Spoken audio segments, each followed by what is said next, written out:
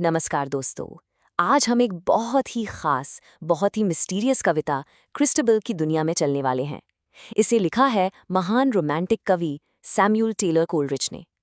अब देखिए, आपकी स्क्रीन पर सारा टेक्स्ट इंग्लिश में रहेगा, लेकिन फिक्र मत कीजिए। हम हर एक लाइन, हर एक शब्द का मतलब और इसके पीछे की गहरी एनालिसिस को आसान हिंदी में समझेंगे। तो चलिए इस गॉथिक मास्टरपीस को अनपैक करना शुरू करते हैं। तो सबसे पहले मिलते हैं इस कविता के क्रिएटर से। ये हैं Samuel Taylor Coleridge, English romantic era के एक बहुत बड़े नाम। इनकी खासियत थी ऐसी कविताएं लिखना जो आपको हमें एक अलग ही दुनिया में ले जाती हैं। एक ऐसी दुनिया जो सुपरनैचुरल यानी अलौकिक है, रहस्य से भरी हुई है, और क्रिस्टबल इसका एक परफेक्ट एग्जाम्पल है।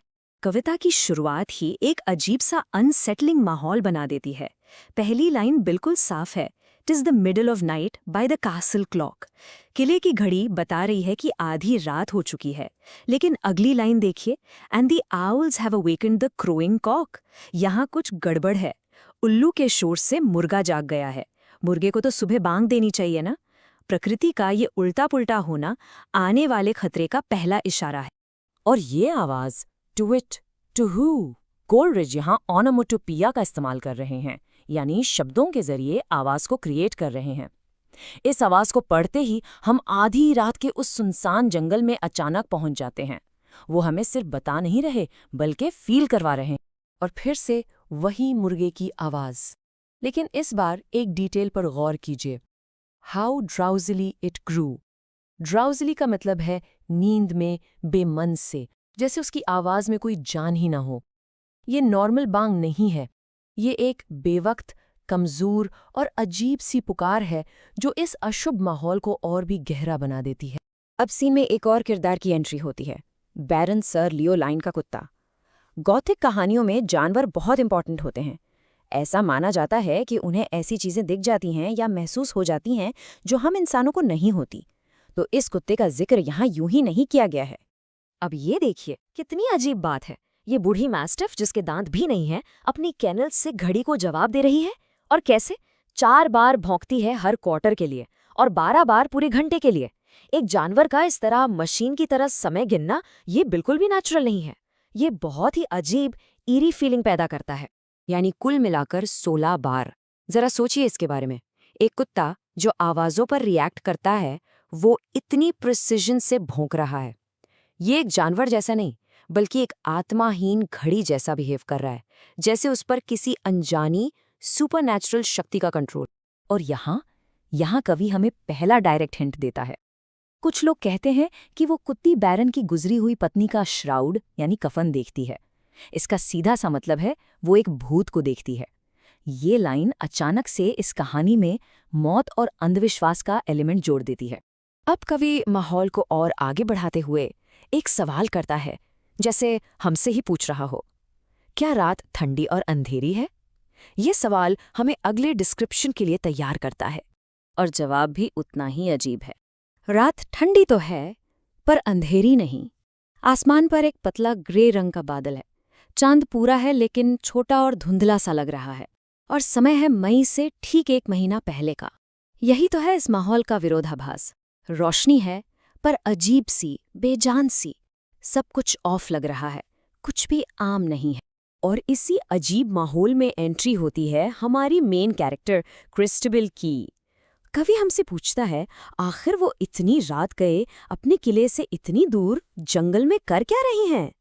यहाँ से कविता का असली रहस्य शुरू होता है। तो पता चलता है कि वो यहाँ किसी गलत काम के लिए नहीं आई।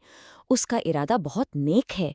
उसने अपने मंगेतर के लिए बुरे सपने देखे हैं और अब वो उसकी सलामती, उसके वेल के लिए प्रार्थना करने आई है, क्योंकि वो उससे बहुत दूर है।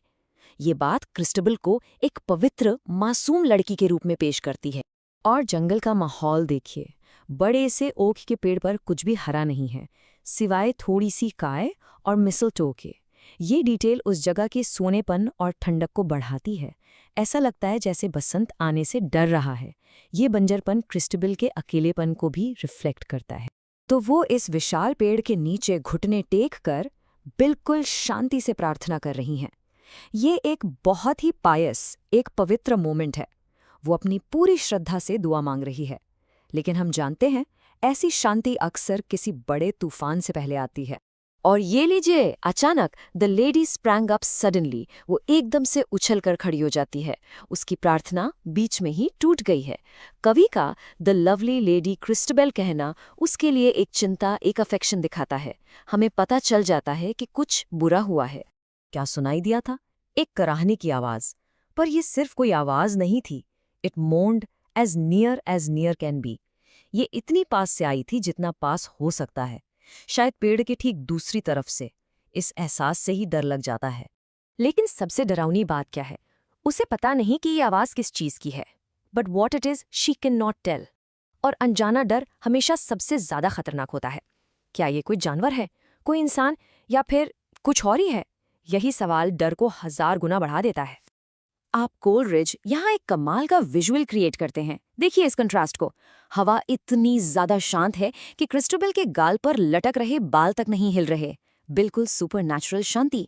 लेकिन ठीक उसी वक्त पेड़ की सबसे ऊंची डाली पर एक अकेली लाल पत्ती, the last of its clan, ऐसे नाच रही है जैसे पागल हो गई हो।